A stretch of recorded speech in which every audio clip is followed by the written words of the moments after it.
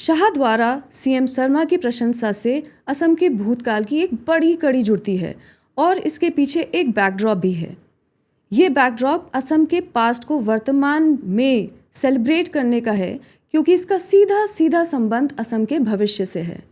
असम सरकार असम के पूर्व मुख्यमंत्री गुलाब बोरबोरा जी का सेंटिनरी उत्सव मना रही है। शाह द्वारा बोरबोरा जी को श्रद्धांजलि अर्पित की गई।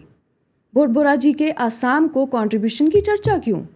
वह इसलिए बोरबोरा जी के कार्य का वर्तमान असम में बहुत महत्व है, क्योंकि उन्होंने उस एक ऐसे प्रकरण को सुधारने और संवारने की चेष्टा की जिसका न केवल असम के मजदूरों, गरीबों, पिछड़ों की उन्नति बल्कि असम के उस समय के युवा और उनके भविष्य पर भी बहुत प्रभाव पड़ता और पड़ा भी। वर्तमान में चुनाव आयोग मतदाता सूची में सुधार कर रहा है और इसके चलते कुछ राजनीतिक दल हेमंता सरकार पर पुरजोर विरोध भी कर रहे हैं। ऐसी स्थिति में शाह ने कुछ दलों पर वोट बैंक मजबूत करने के लिए घुसपैठियों के बचाव में यात्रा निकालने का आरोप असम से बोरबोरा जी के श्रद्धांजलि समारोह के चलते लगाया।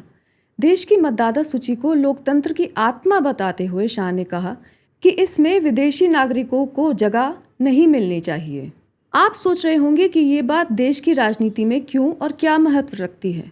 असल में पीएम मोदी ने जिस उच्च शक्ति जनसांख्यिकी मिशन की घोषणा की है, उसमें असम को भी घुसपैठिया मुक्त बनाने की बात बीजेपी का खास मुद्दा बन चुकी है।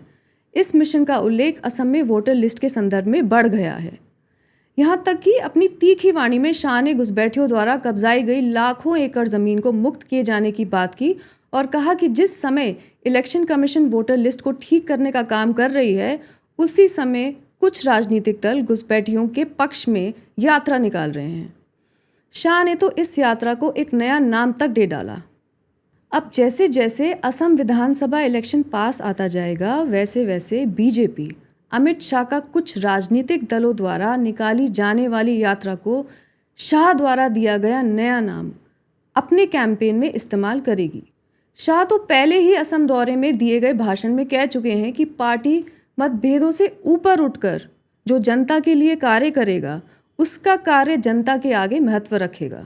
अमित शाह की असम यात्रा न केवल बीजेपी के लिए बल्कि बीजेपी और असम गण परिषद जो चुनावी संग्राम 2026 से साथ लड़ेंगे, उसके लिए अत्यंत महत्व रखती है।